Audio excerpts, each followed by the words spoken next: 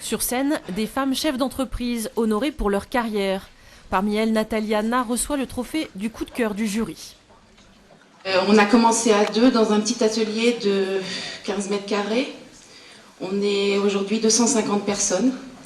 Donc on fabrique de la maroquinerie pour les plus grandes marques de luxe que je ne citerai pas. Et pour notre propre compte maintenant, que je peux citer, c'est Prouesse. Encourager les femmes à créer leur entreprise, c'est la vocation de ces trophées, organisés par la branche féminine de la CGPME, la Confédération des entreprises du Cher. Si les femmes se mettent à entreprendre un peu plus, je pense que notre pays ne s'en portera pas plus mal. À 48 ans, Nathalie Anna est directrice générale de l'atelier de maroquinerie fondé avec son mari en 89. Pour elle, diriger 250 salariés, c'est une évidence. C'est une belle aventure quand on sait qu'on a commencé à quatre mains, enfin à deux personnes, donc il y a une vingtaine d'années.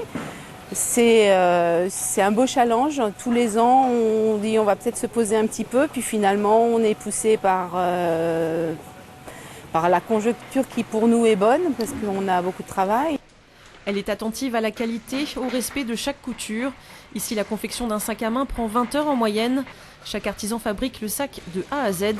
Un savoir-faire qui attire les grandes marques du luxe et qui leur a permis de développer leur propre gamme. Aujourd'hui, elle découvre les nouveaux sacs. Alors, qu'est-ce que tu en penses ? Il est super.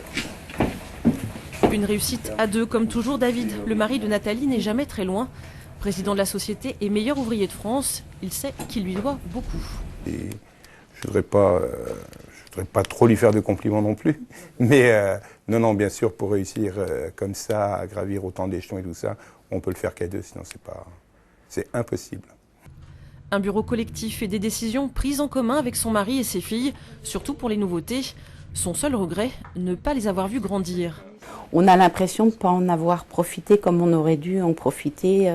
Les congés parentaux, toutes ces choses-là, nous, on ne connaît pas, quoi. Quand on est chef d'entreprise, ben voilà. Accepter les sacrifices, ne pas compter ses heures et penser au travail, même les week-ends. C'est le secret de cette réussite à quatre mains dans l'univers du luxe, Made in France.